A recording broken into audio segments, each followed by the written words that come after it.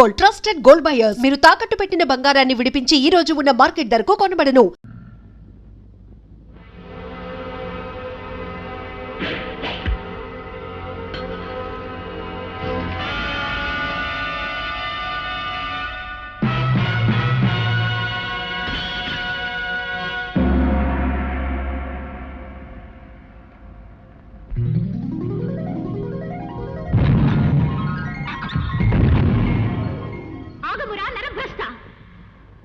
నీ పొందుకోరి వచ్చిన నన్ను తిరస్కరించి శతరత్న మణిహారముని చేజెక్కించుకుందువా? నీ మోసమునకు ఇదేనా శాపము? ఏ అందముతో నన్ను ఆకర్షించితివో ఆ అందము కళావిహీనమై నీవు కురూపివైపోదువుగాక.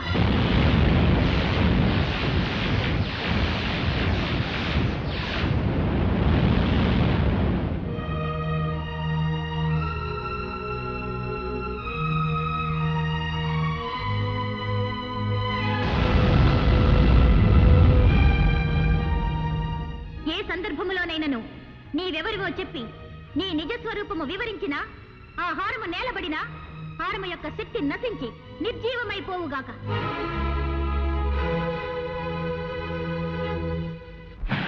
బాబు,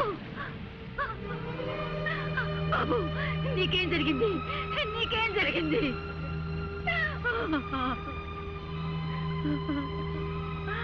అమ్మా, పుష్పంలోనే నా పుత్రుని చూసుకుంటూ మురిసిపోతూ నేను సేవిస్తున్నానే. నీ ఆశ్రయంలో ఉన్న నా బిడ్డకు ఏం జరిగింది తల్లి? ఏ అపాయం జరిగింది? చెప్పు తల్లి, చెప్పు. వసుంధర, స్వామి, ఏమిటి ఘోరం? పువ్వు వికసించి ఉన్నంత కాలం నా బాబు క్షేమంగా ఉంటాడని వరమిచ్చారే. ఇప్పుడు వాడికి ఏం ప్రమాదం జరిగింది? ఏమైనాడు? చెప్పండి స్వామి, చెప్పండి. ఆందోళన పడకు వసుంధర.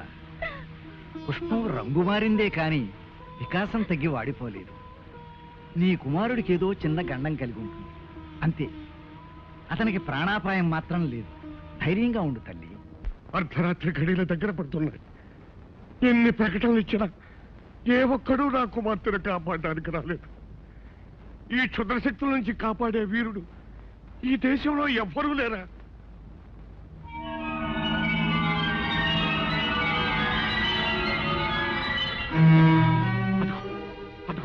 మృత్యుమేఘం వచ్చేస్తుంది. మృత్యుమేఘం వచ్చేస్తుంది. ఎవరు? రాకుమారి, రాకుమారి, ఈ హారం ధరించండి. వస్తున్న ప్రమాదాన్ని తప్పించుకోండి. ఎవరా నువ్వు? నువ్వు నీ వలకు నాకేనండి వెండి. మహారాజా, నా మాట నమ్మండి. ఈ హారాన్ని ధరిస్తే ఆమెకు ముప్పు తప్పుతుంది. ఆమె క్షేమంగా ఉంటుంది మహారాజా. మహారాజా, చూడ్డానికి వీడు భయంకరంగా ఉన్నాడు. ఏం మాయ చేస్తారో ఏమిటో, వద్దని చెప్పండి. మహారాజా, సందేహాలకి చర్చలకి ఇది సమయం కాదు. ఆలస్యమైతే అందరం విచారిస్తాం. రాకుమారిని మాంత్రికుడు తీసుకెళ్లకుండా రక్షించనియండి. మహారాజా, మీ పాదాలకు మొక్కుతాను, నన్ను అర్థం చేసుకోండి. మహారాజా, అదిగో దగ్గరికి వచ్చేస్తుంది. మహారాజా, మహారాజా. సరే, జరిగేదేదో దొరకమన్నారు. అమ్మా పద్మ, ఆ హారాన్ని అలంకరించుకోమ్మా. రాకుమారి,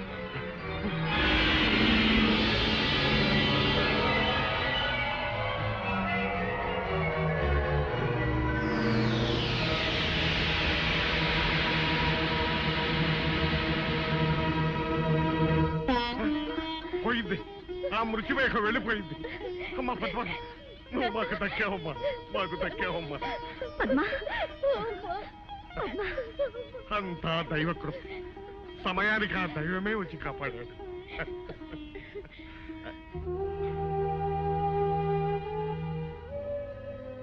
స్వామి, ఆపదలో ఉన్న మమ్మల్ని కాపాడాడు. మీరు మా పాలిట దైవం. తమరు ఎవరు? ఎక్కడి నుంచి విజయం చేశారు? నేనెవరైతే ఏం లేండి, నా కర్తవ్యం నెరవేర్చగలిగాను.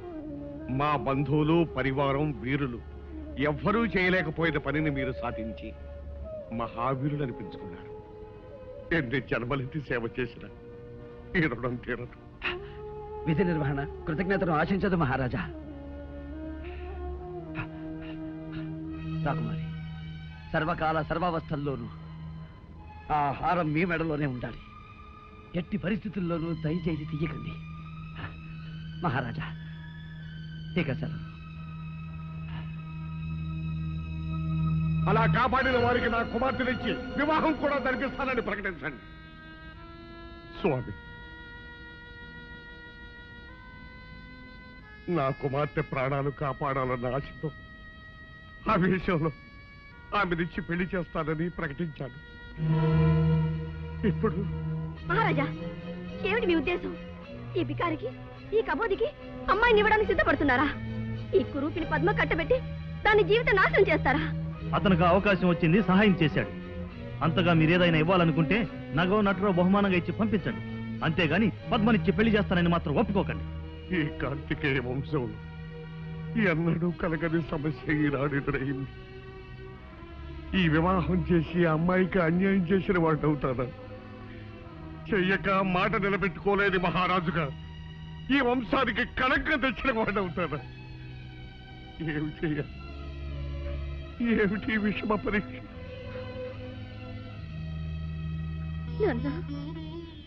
అమ్మా అమ్మా అమ్మా, నాన్న, మీరేం బాధపడకండి.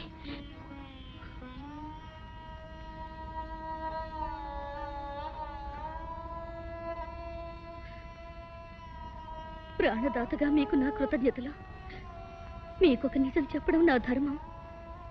నేను విజయ్ అనే వ్యక్తిని గాఢంగా ప్రేమించాను. నా మనసు ఎప్పుడో అతనికి అంకితం అయిపోయింది. అయినా సత్యవాక్ పరిపాలనలో ఘనకీర్తి గల వంశానికి చెందిన మా తండ్రి గారు మాటిచ్చారు. ఆ మాట ప్రకారం నేను మిమ్మల్ని వివాహం చేసుకోవడానికి పరిపూర్ణంగా సమ్మతిస్తున్నాను.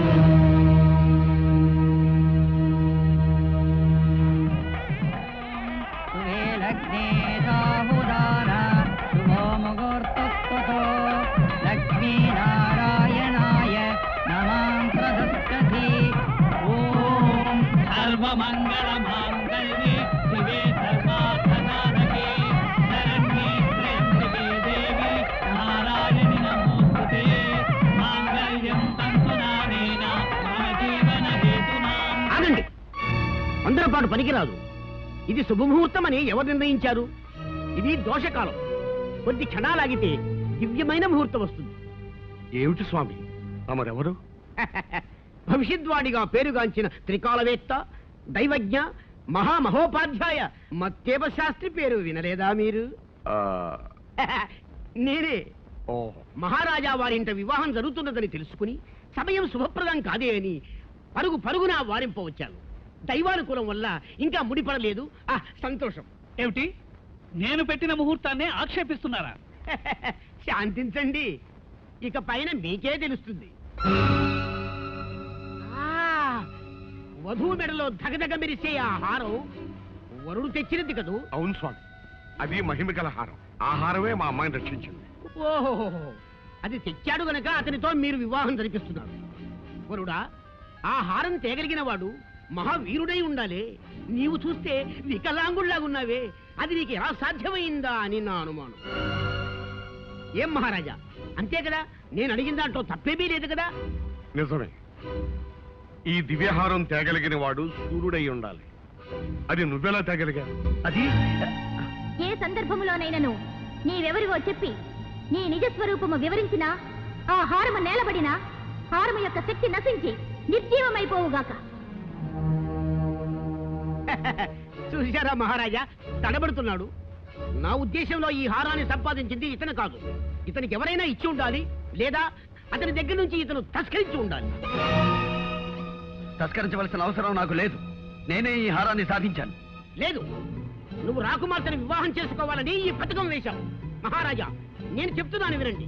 ఈ హారాన్ని సంపాదించినది విజయ్ అనే మహాశూరుడు.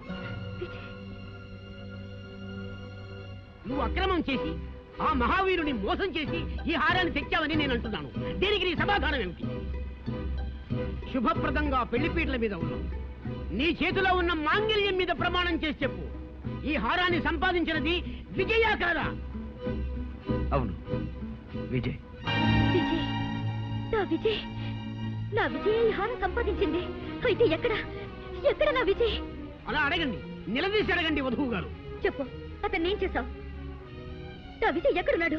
అతన్ని ఏం చేశావు? నాన్న నాన్న, వీడెవడో వంచకుడు, దుర్మార్గుడు. నా విజయ్ అంతం చేసి ఈ హారాన్ని దొంగిలించాడు. నన్ను వివాహం చేసుకుని అర్ధరాజ్యం ఏలాలని పథకం వేశాడు. నేను మోసగాడిని కాదు రాకుమారి, నన్ను నమ్మండి. నా విజయ లేకపోయిన తర్వాత నాకు ఈ హారం ఎందుకు? నా ప్రాణం ఎందుకు? రాకుమారి, ఆ హారాన్ని మాత్రం తీయకండి. నా మాట వినండి రాకుమారి, నా హారాన్ని మాత్రం తీయకండి. రాకుమారి, నా మాట వినండి, ఆ హారాన్ని మాత్రం తీయకండి. రాకుమారి,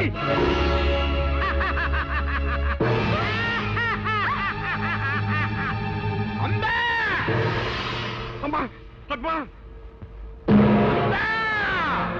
హే నేత, ఆనతి ప్రకారము వధువు బలి వధువు.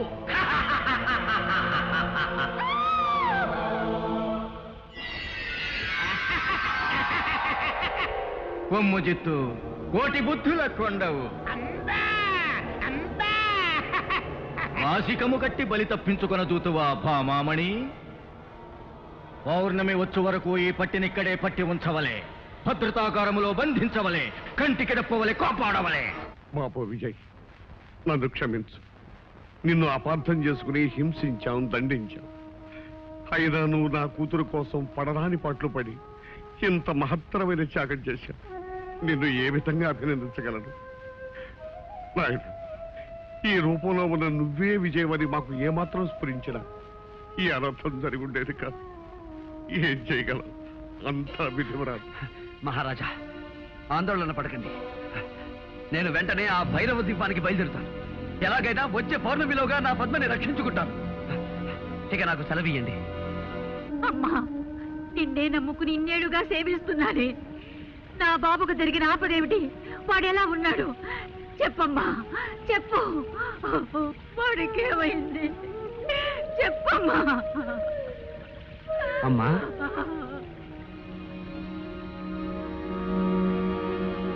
ఎవరు బాబు? నేనమ్మా, విజయ్ని. ఒకనాడు దెబ్బలతో మీ దగ్గరకు రాగా నాకు ఉపశమనం కలిగించారు. క్షుద్రశక్తి నుంచి తప్పించుకోవడానికి రక్షా కట్టి పంపించారు. ఆ రక్షాబలం ఉన్నంత వరకు నాకంతా జయమే జరిగిందమ్మా. ఇప్పుడు నేను భైరవ ద్వీపానికి బయలుదేరుతున్నానమ్మా. మళ్ళీ తమ ఆశీస్సు పొందాలని వచ్చానమ్మా.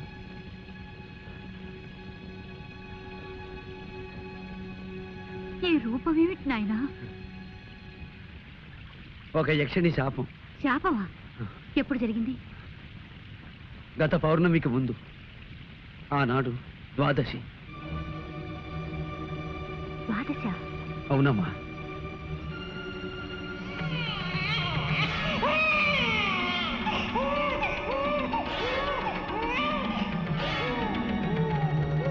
బాబు, నీవెవరి బిడ్డవి? నీ తల్లిదండ్రులు ఎవరు? నేనెవరి బిడ్డనో తెలీదు కానీ గోమతి నదీ తీరంలో ఉన్న కోటాల కోనలో పెరిగాను. పసి వయసులో ఒక ఉగాది నాడు నదిలో కొట్టుకొస్తూ ఆ కోనవాసులకి దొరికానట. ఉగాది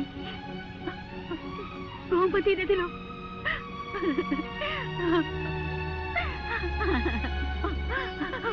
బాబు, నువ్వెవరు కాదు, నా బిడ్డవి. నిన్ను పోగొట్టుకున్న దౌర్భాగ్యురాలి నేనే. అమ్మా! అవును బాబు, నేనే నిన్ను కన్న తల్లిని. అమ్మా! బాబు! అమ్మా!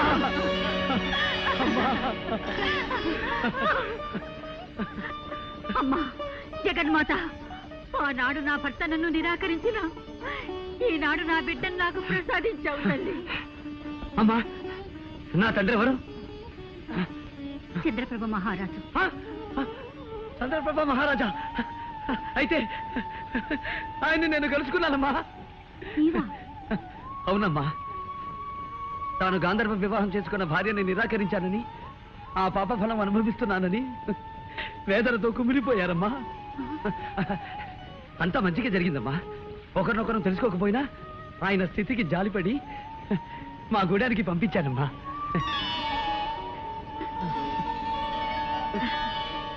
భేష్ విజయ్ కుమార, నీవు సాధారణ మానవుడవు కావు, కారణ జన్ముడవు.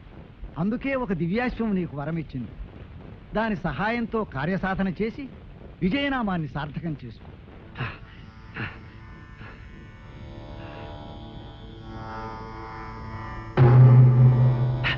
అయ్య రాజా, నమో నమః. ఈనాటి అర్ధరాత్రిలోగా నేను భైరవ దీపం చేరుకోవాలి. నీవు ఇచ్చిన మాట ప్రకారం నన్ను అక్కడికి చేర్చవలసిందిగా అర్థిస్తున్నాను. సంగీత కళాకోవిద, క్షమింపుము. నీవు ఇప్పుడు శాపగ్రస్తుడవు. శాపగ్రస్తుల దివ్యాశ్వమును అధిరోహించుట నిషిద్ధము. కానీ ఒక ఉపాయమున్నది. త్యాగశీలు ఎవరైనను నీ శాపరూపమును పరిగ్రహించిన నీ రూపము నీకు సిద్ధించదు. క్షమించు హైరాజా, ఈ కురూపాన్ని ఎవరికో కట్టబెట్టి వారిని అవస్థల పాలు చెయ్యలేను. దీక్షాబలంతోనే బయలుదేరుతాను.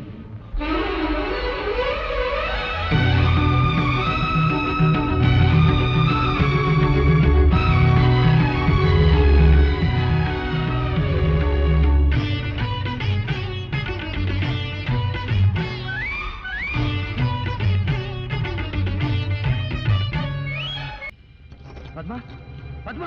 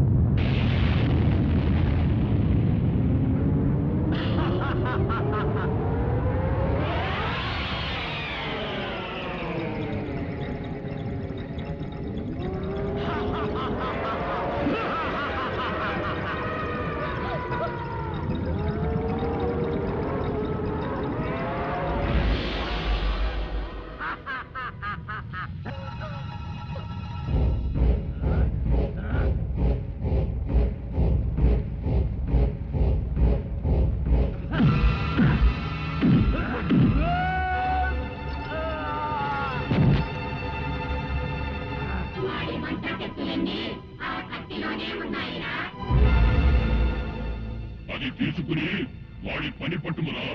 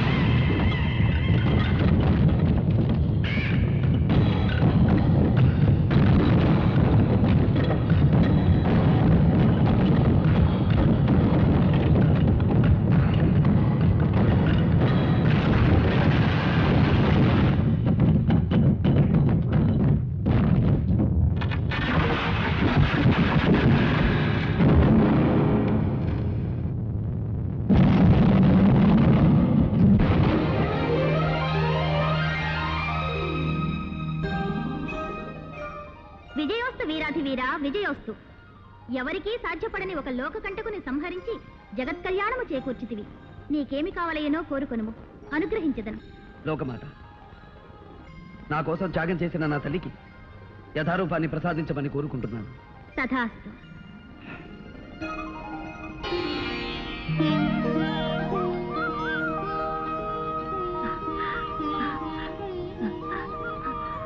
అమ్మా, భేష్ విజయ్ కుమార, భేష్. నీ జన్మ చరితార్థం. నాయనా విజయ, నిన్ను కన్న ఈ పుణ్యవతికి నేను అన్యాయం చేశాను. దాని ఫలితం ఉద్ధరిస్తారనుకున్న కొడుకులిద్దరూ నన్ను నిర్దాక్షిణ్యంగా బహిష్కరించారు. నిరాదరించి తిరస్కరించిన నీవే నన్ను రక్షించావు. నా కళ్ళు తెరిపించావు, అందరినీ కలిపావు.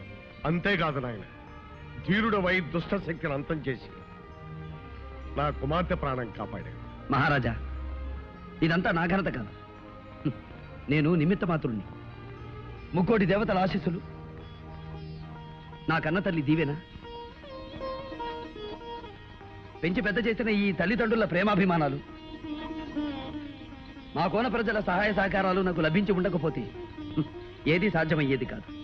ఆహా, నీ వినయ విధేయతలు కడు శ్లాఘనీయం. సామాన్య ప్రజల కష్ట సుఖాలను విచారిస్తూ పరిపాలించే నీలాంటి ఆదర్శమూర్తి ఉన్నంతకాలం దేశం సుభిక్షంగా ఆనందభరితంగా ఉంటుంది. ఇటియా ఇటియా ఇటియా నన్ను వదిలేసి వచ్చేసినావేంటో. అయ్యా, అందరిక్కడే ఉన్నారా? అమ్మా, గొడవకి వచ్చేసా. చంద్రప్రభ మహారాజా, నా కుమార్తె పద్మావతీదేవిని మీ కుమారుడు విజయ్ చంద్ర ప్రతాపునకిచ్చి త్వరలో వివాహం జరిపించమని కోరుతున్నాను. అమ్మా, నాకు పెద్ద బాధ తప్పిందో. ఏమిటది? ఇక మీద మనం కోట గొడవకి రానక్కర్లేదు, సరిగ్గా రావచ్చా. ఇదెట్టా, ఇదెట్టా.